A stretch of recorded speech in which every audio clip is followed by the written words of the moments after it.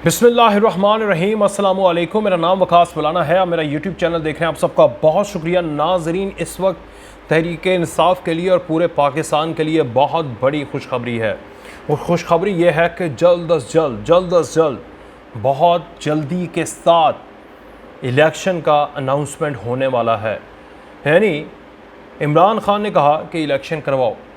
इमरान खान ने बारहा कहा कि इलेक्शन करवाएं। वाहिद हल यही है कि अगर आप मुल्क के अंदर इलेक्शन करवाएंगे तो ही निज़ाम आगे चलेंगे। लेकिन तहरीक इंसाफ के इस नैरेटिव को बहुत ज़्यादा तनकीद का निशाना बनाया।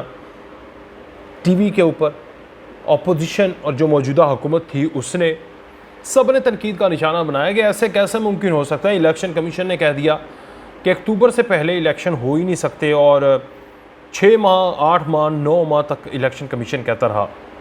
ये सब चीज़ें होती रहीं। लेकिन अब मैं आपको बता रहा हूँ कि जल्द अज जल्द फ़ैसला होने वाला है। कुछ ख़बरें लंदन से आई हैं, बड़ी अहम ख़बरें मेरे पास पहुँची हैं। मैं आपको सारी डिटेल सामने रखता हूँ कि आखिरकार ऐसा कैसे हुआ है। इस वक्त जो सूरत हाल है, ये इतना बुरा फंस चुके हैं कि इनको समझ नहीं आ रही कि ये जाएं कहाँ, करें तो करें क्या, होना क्या था, सोचा क्या था, निकला क्या था। बड़े बड़े बयानात थे कि इमरान खान ने तो 100 दिन का वादा किया था, 90 से 100 दिन का कुछ कर नहीं पाया।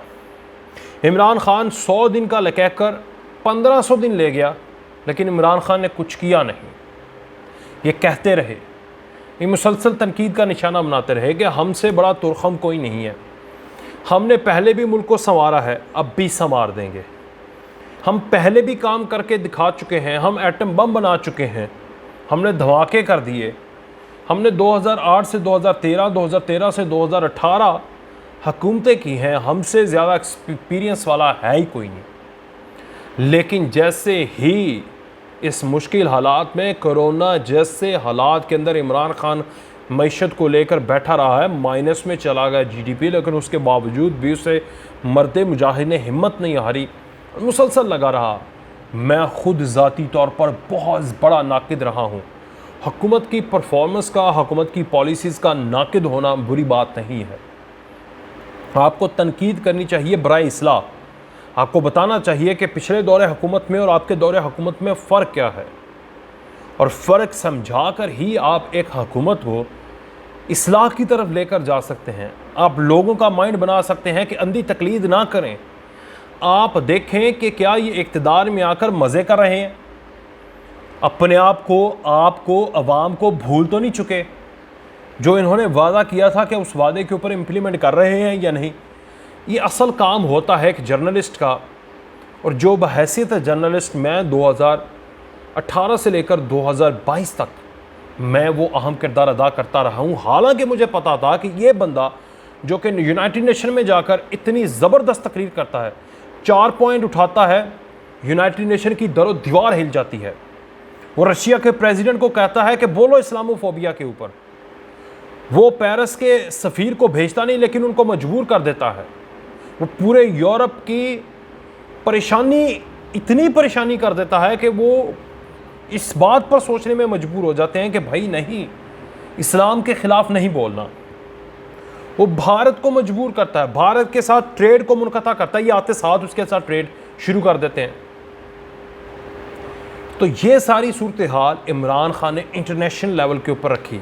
अनफॉर्चुनेट था, हालात मुश्किल थे, कुछ टीम का थोड़ा सा मसला था, टीम की सिलेक्शन, टीम से काम लेना, काम करना, और आगे सारी ब्यूरोक्रेटिक चैनल। वो अकेले बंदे के ख़िलाफ़ बहुत सारी हर्डल्स थी, लेकिन वो लगा रहा, वो करता रहा, और उसने कहा मैं काम करूँगा, और उसने काम कुछ हद तक करके दिखाया।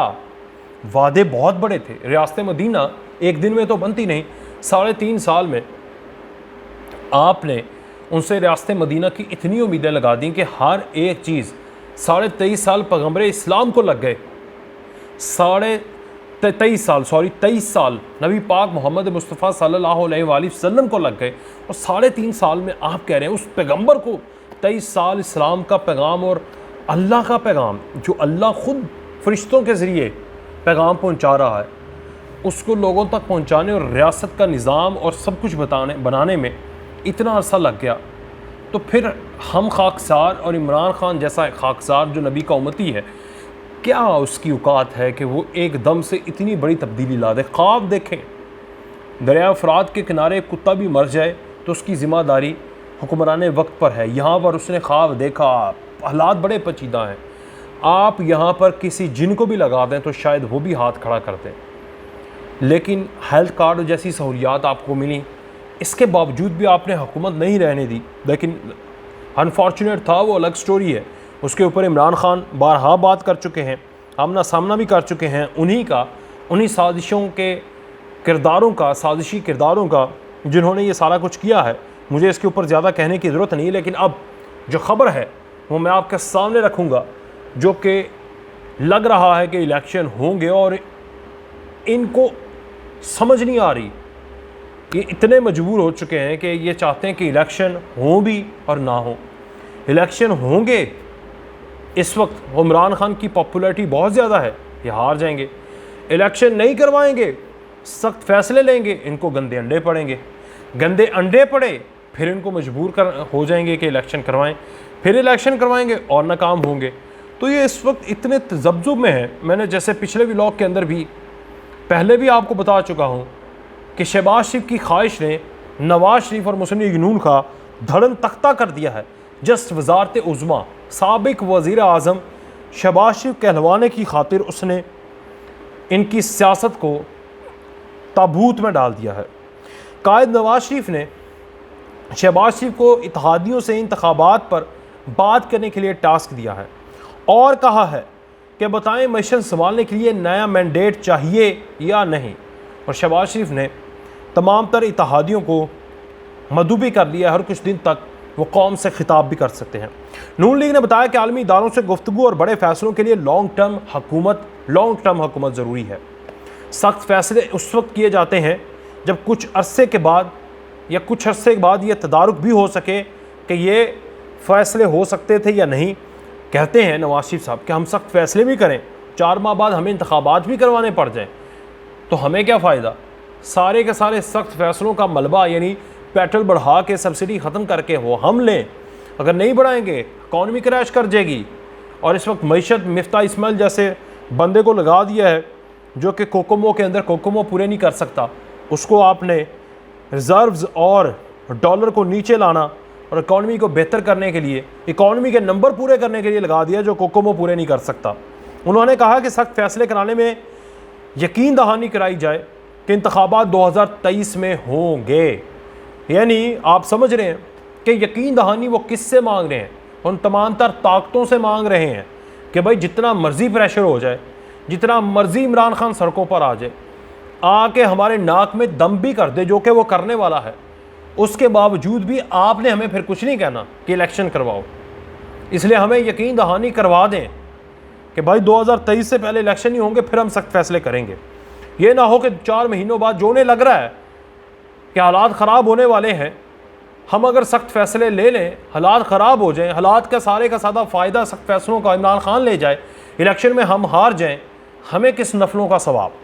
नून लीग के कायद ने कहा कि अगर इमरान खान को 2023 तक कंट्रोल किया जाए तो फिर ही हम बड़े फैसले करेंगे, वरना फौरी इंतखाबात ही मौजूदा बहरान का हल है। ज़राए के मुताबिक नवाज शरीफ ने हिदायत की कि हतमी फ़ैसला इत्तेहादियों से मुशावरत और इमादगी के बाद ही होगा और ये ऑप्शन भी दी जाएगी कि अगर इत्तेहादी जमातों में से किसी को वाज़ेह अक्सरियत ना मिल सकी तो मौजूदा सेटअप की तरह इंतखाबात के बाद मखलूत हुकूमत ही बनाई जा सकती है। यानी ख्वाब दोबारा देख रहे हैं कि हमने यूँ ही सब ने इकट्ठे होकर जो अब 1 माह के अंदर पाकिस्तान की मईशत का और पाकिस्तान की सारी खुद मुख्तारी का सत्यानाश कर दिया है। ये वो ख्वाब देख रहे हैं 2023 के बाद या जब भी इलेक्शन होते हैं उसके बाद भी अगर सादा अक्सरियत ना भी मिली, हमने सब ने मिलकर फिर मईशत का और पाकिस्तान का सत्यानाश करना। ज़रा ने बताया कि इस बात पर भी गौर किया जा रहा है कि निगरान सेटअप के दौरानिए को बढ़ाया जाए ताकि कुछ बड़े फैसले फौरी किए जा सकें।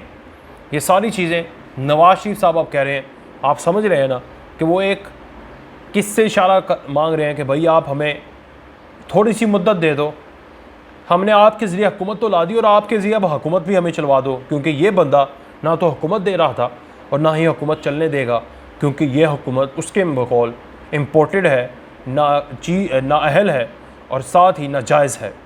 तो ये हुकूमत वो चलने नहीं देगा, और इसलिए आप हमें चलवा दें, वरना भाई हम सख्त फ़ैसले नहीं करेंगे। और कर लें जिसने करना है सख्त फ़ैसले, ये इस वक्त नवाज शरीफ कह रहे हैं। इजाज़त दीजिए, अल्लाह हाफ़िज़।